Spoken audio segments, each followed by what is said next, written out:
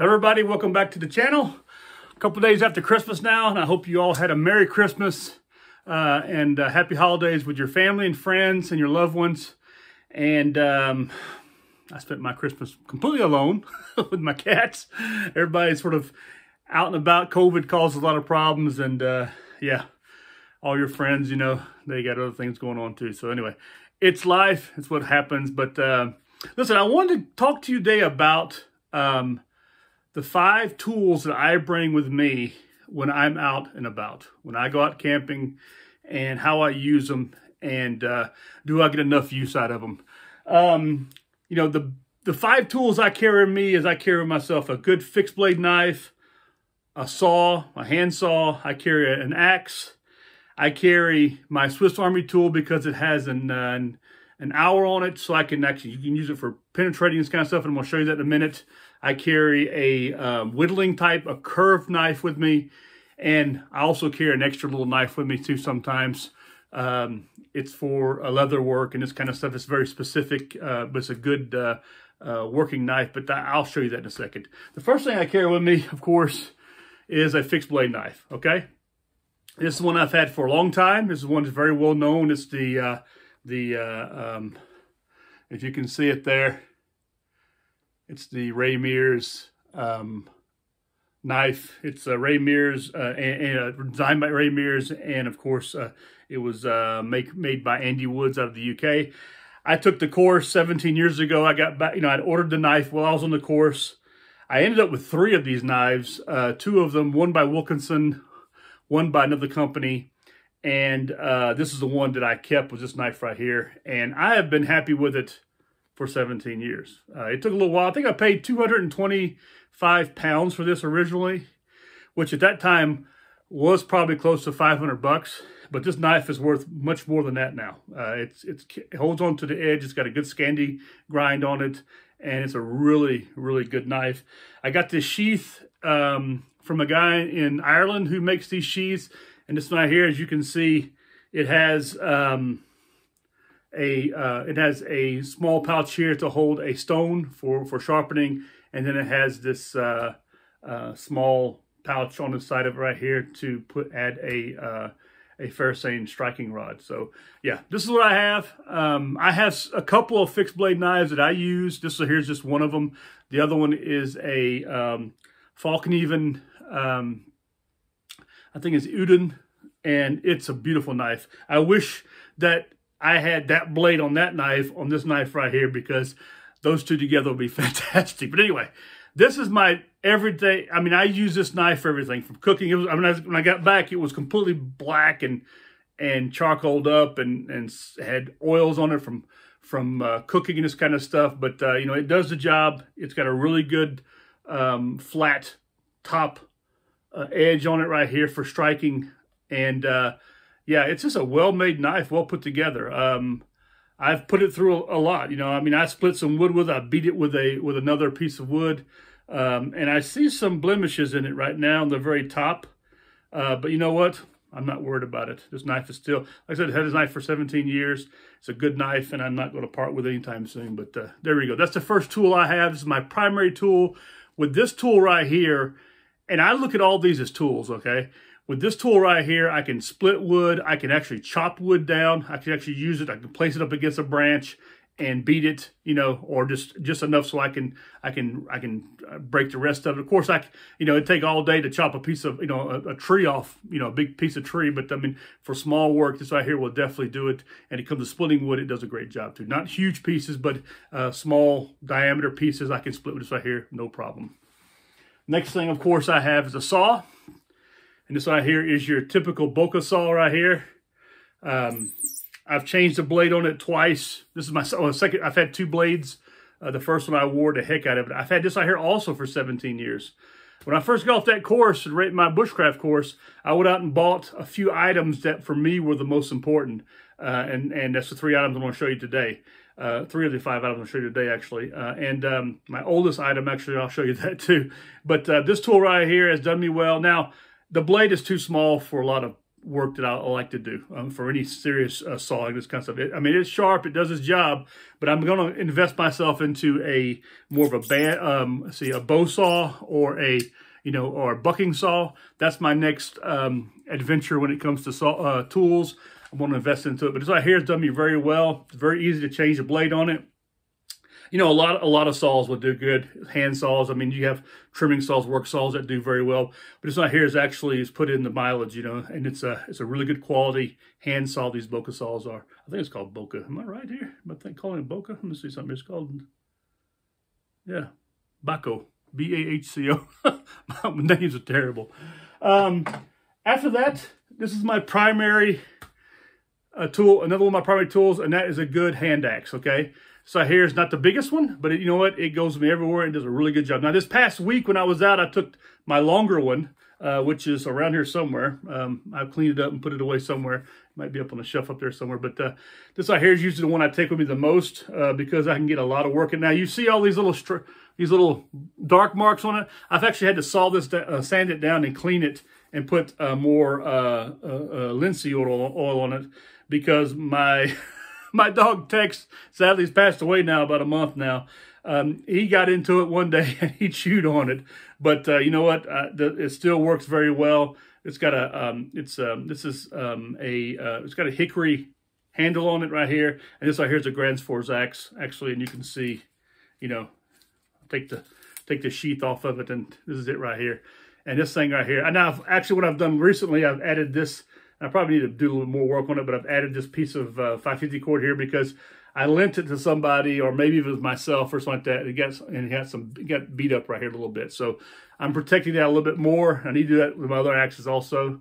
But this is a perfect size hand axe right here for me. I haven't had anything as good as this one right here is.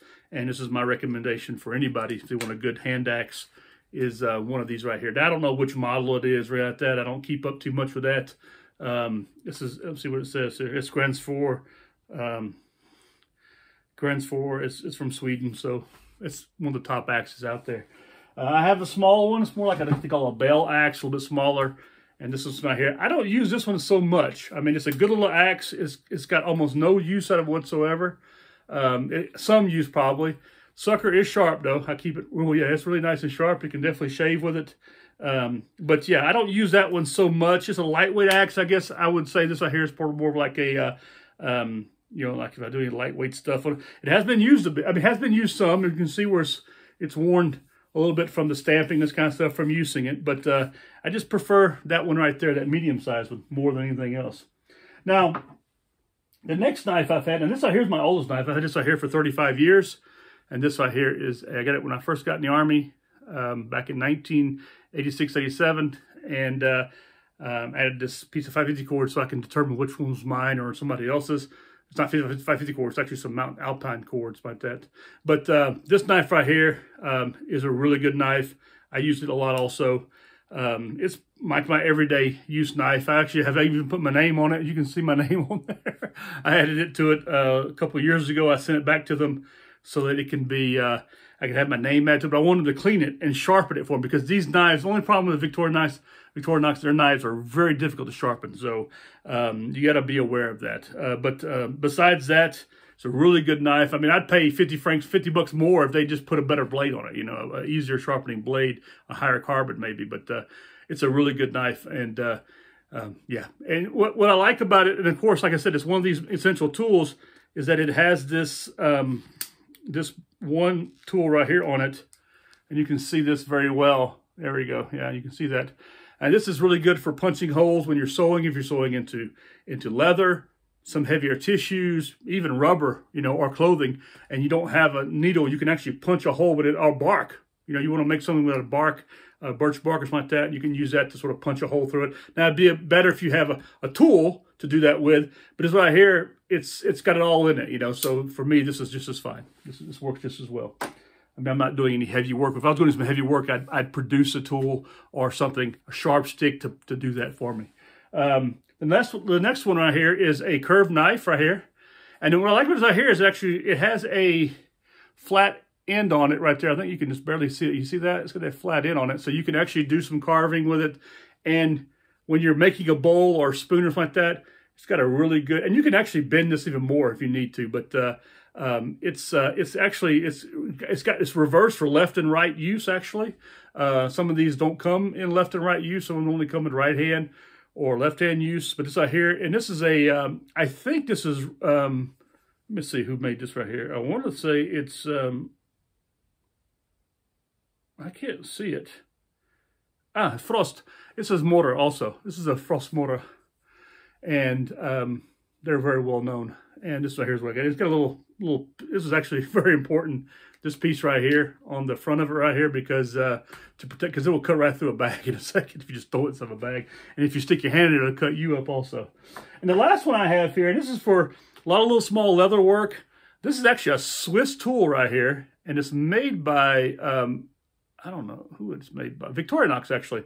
Very old. This is probably about 50, if not 50 years, if not more. It comes in a small kit. And this right here is what I recovered from it right here. Has a little small, little mini sheath with it. And this right here is really good for, you know, for cutting leather, cutting other stuff. It's got a really good circle on it. You can use it for whittling also. It's got a really, it's sharp actually. It's, you got to be careful with it. But it's quite a nice little tool. And it's like the sixth one. The sixth tool I sort of added to all the other ones. And I can stick that in with the curved knife inside the same kit that I carry it in. And I can have that with me. So these are the basic knives that I carry with me and I use. And they pretty much cover all of them. Now, if I was going to do some major, serious, big work, you know, it'd be different. I would, you know, of course, you get into where a chainsaw or whatever. But these out here are very good, fine for what I do, you know, any small building projects I'm doing. You know, I don't go out to the woods and build these huge structures in the forest. First of all, the forest is everybody's here, and I don't have that right. Second of all, the forests here are very clean, so it's hard to find a lot of down wood. It's very, very difficult, and so I tend to, if I build a structure, it's a non-permanent structure, something I can take down. What I usually do is I'll stack up all around all the trees, anything I've cut to use, like a tripod. I'll cut poles one time, and those poles will last forever if I take care of them and I stack them up. Even where I lived before, I had a spot that I would, you know, bring the kids up to do to make a little fire and this kind of stuff. And when I was finished, those poles, I took the parachute cord off of them, and those poles got leaned up against a tree to help protect it from the rain, keep them dry, and I can use them again the next time. So that way I'm not overusing abundance of material that's found in nature. I try to limit that actually. And I don't want to carry a bunch of stuff with me either. So I use what I find, what I can get. But these tools right here helps me to be able to do that job fine. I mean, we slept in a lean-to that we had built 2 summers ago. The difference though is that, and luckily it was fantastic, it's still standing. But you know, we didn't add a bunch of brush to it and this kind of stuff, because first of all, it all dries off. We're not using it at often. So what we did is we put a tarp on it, and that worked plenty well, kept some of the wind out. We didn't have any snow while we were out there. I mean, since then it's been raining actually, and it's been we would have had to have had several other tarps. I mean, we did bring 3 tarps with us actually, but we only used 1. But anyway, get back to the tools here. These are tools that I use: a good fixed blade knife, a handsaw, a hand axe, an owl, an AWL. It's a small tool for making holes in, like a big needle, and of course a curved knife. Okay, so listen, I hope this was good information for you. If you have any questions, please leave a comment down below in the comment section. I look forward to any answers, any questions you may have, or any of your own opinions. I love it, you know, and I love having these great conversations. I have some good conversations with people sometimes. And if you want more information about these tools, where you can find them, contact me and I'll guide you that route also. And I don't have these tools to sell right now on my online shop, but I can help guide you into a direction where you can get something like this or these right here for the moment. Hopefully in the future, we'll be able to provide these in our online shop. But and if you could please subscribe to my channel. okay, and give a big thumbs up, a like, you know, and share with everybody else. I'd really appreciate it. I'm hoping this next year the channel really grows and expands a little bit more. I love making these videos. I love making them for you. I make them for myself also, you know, and I'm not trying to become a millionaire. I'd love to be a millionaire. I would do this out here on nonstop, but I would love to be able to just provide for you guys the information that I have up here. You know, knowledge is key. Knowledge is what's the most important thing to have. And with that, you can do the rest of it, you know. And with that said, I hope you guys all have a happy holiday and a happy new year that's coming up. And I'll get a few more videos out before then, hopefully. And then we'll see you the new year. Listen, take care of yourselves. Have a good one. Goodbye.